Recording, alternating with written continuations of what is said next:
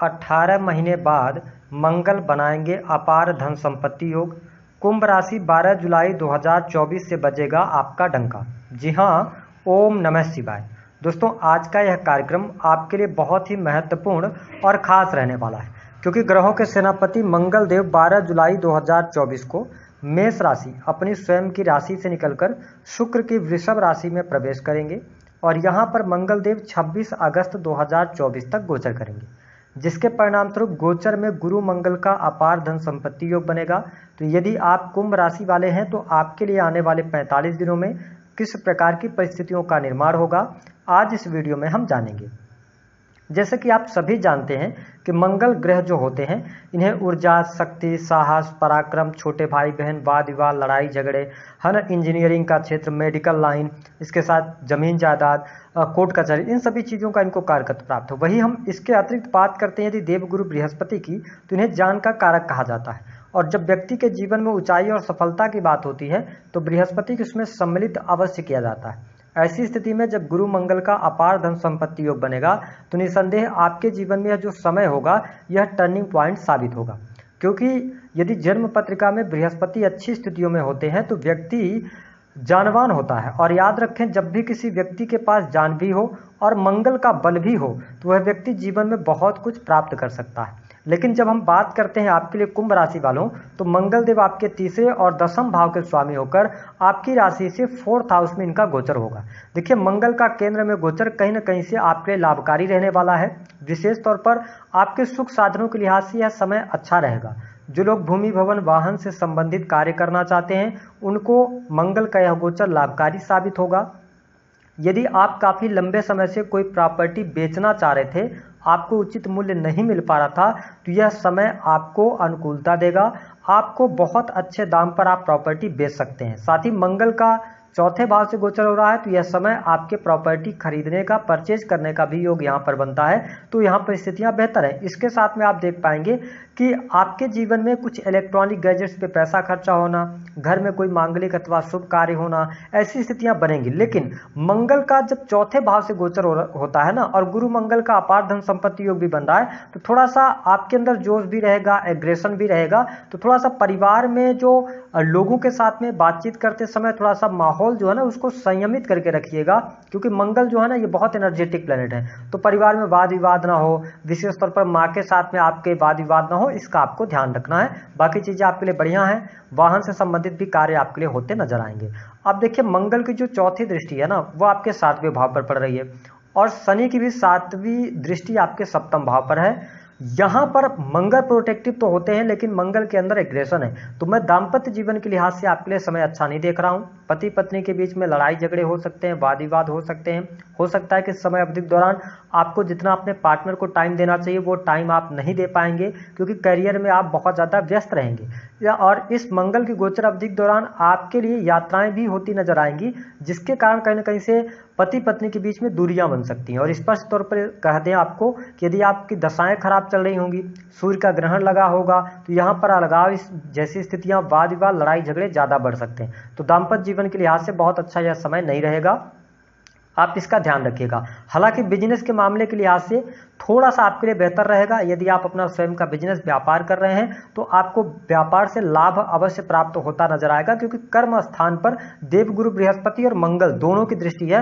मंगल दशम को देख रहे हैं, तो ऐसी स्थिति में बिजनेस व्यापार से आपको लाभ होगा। यदि आप नए बिजनेस की शुरुआत की तरफ बढ़ना चाहते हैं तो यह समय आपके लिए अनुकूल रहने वाला है, लेकिन अपनी पत्रिका वगैरह दिखवा लीजिएगा, उसके बाद आगे बढ़िएगा। इसके साथ में कुछ इस समय अवधि के दौरान आपको बड़े ऑर्डर्स मिल सकते हैं।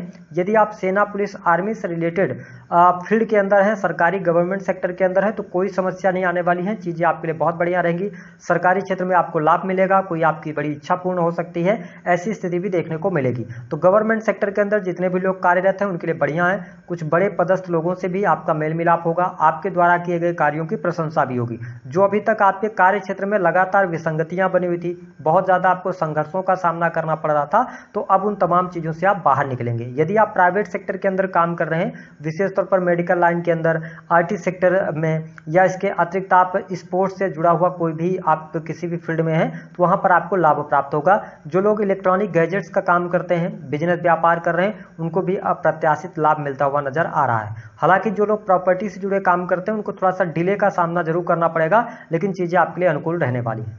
मंगल की अगर हम देखें ना तो जो 8वीं दृष्टि है वो आपके लाभ भाव पर पड़ रही है, तो कहीं ना कहीं से आपको कमीशन से जुड़े हुए कार्यों में सफलता प्राप्त होगी।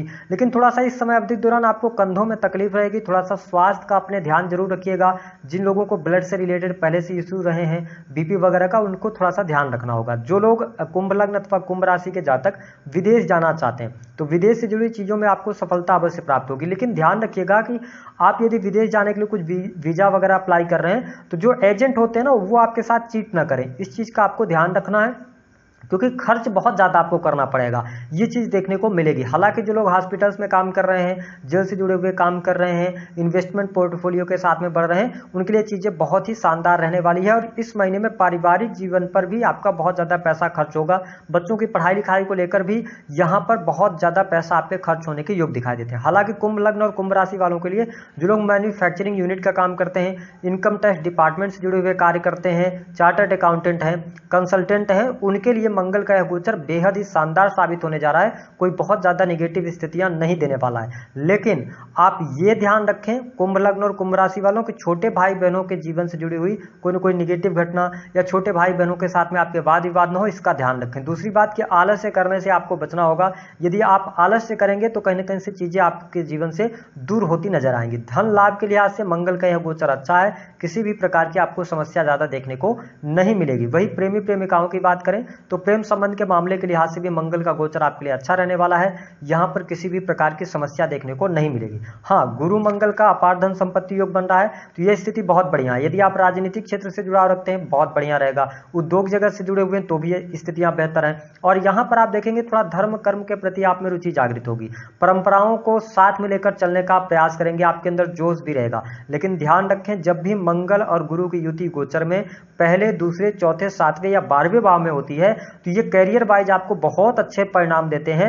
लेकिन आपके निजी जीवन में, दाम्पत्य जीवन में कहीं ना कहीं से ये दिक्कतें पैदा करते हैं। गृहस्थ जीवन में ये कहीं ना कहीं से दिक्कतें और परेशानियां बढ़ाने का काम करते हैं, तो इसको आपको ध्यान रखकर चलना होगा।